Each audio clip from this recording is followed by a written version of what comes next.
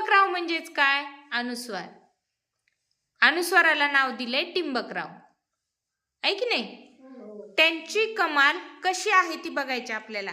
ह्या खेळामुळे काय होणार आहे? आपला शब्द संपत्तीत वाढ होणार आहे. बघा, अनुस्वार न देता कशा प्रकारचा शब्द वाचन होतो आणि अनुस्वार दिल्यानंतर कशा प्रकारचा शब्द वाचन होतो हे आपल्याला या खेळातून समजणार आहे. आणि त्याचबरोबर एकसारखे दिसणारे पण अनुस्वारामुळे कसा वाचनात बदल होतो हे सुद्धा आपल्या इथं लक्षात येणार आहे. बघा, आता टिंबकरावांची कमाल कशी होते ते आपल्या वाचनातून पाहूयात. गमत गमत. छान. गमत गंमत. जंगल जंगल. छान.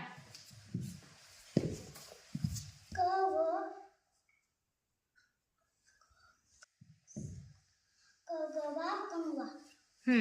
चला पुढे. नागर नांगर.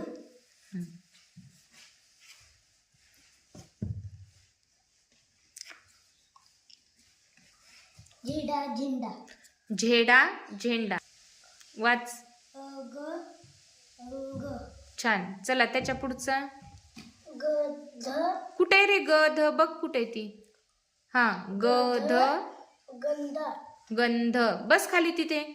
चला पुढे. सथ. बोट ठेवायचे आपल्या शब्दावर. सथ. हा. सुथ. सु आहे का बाळा? ते स वर फक्त अनुस्वार आहे. स वर अनुस्वार असल्यावर काय म्हणायचं? संथ. सथ संथ. हा, शेवटचा शब्द कोण वाचतोय?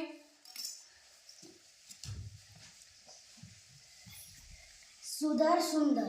छान. सुंदर सुंदर. बघा, टिंबकरावांची कमाल झाल्यामुळं काय झालंय? शब्दात बदल झाला की नाही? वाचनात सुद्धा बदल झाला आणि लेखनात सुद्धा बदल झाला. बघा, वाचनात गमतचं गंमत आलं, म्हणजे गमत लिहिलं होतं आपण. आता आपण लिहिताना सुद्धा त्याच्यात बदल झालेला आहे, गंमत. म्हणजेच आपल्याला शब्द संपत्तीत वाढ झाली आहे की नाही? पहा, या टिंबकरावांच्या कमालीमुळे आपल्याला नवीन सुद्धा शब्द तयार करता आला आहे की नाही?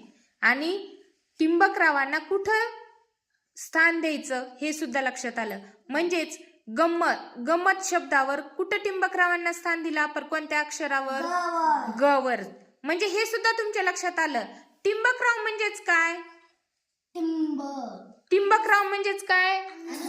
अनुस्वार. टिंबकराव आपण त्याला नाव दिलं खेळण्यासाठी टिंबकराव, पण त्याचं नाव खरं काय आहे? अनुस्वार. बघा, अनुस्वार दिल्यानंतर शब्दामध्ये कसा बदल होतो हे आपल्याला या खेळातून छान समजलेलं आहे. आणि सर्वांनी खूप छान शब्द वाचन सुद्धा केलेले आहेत.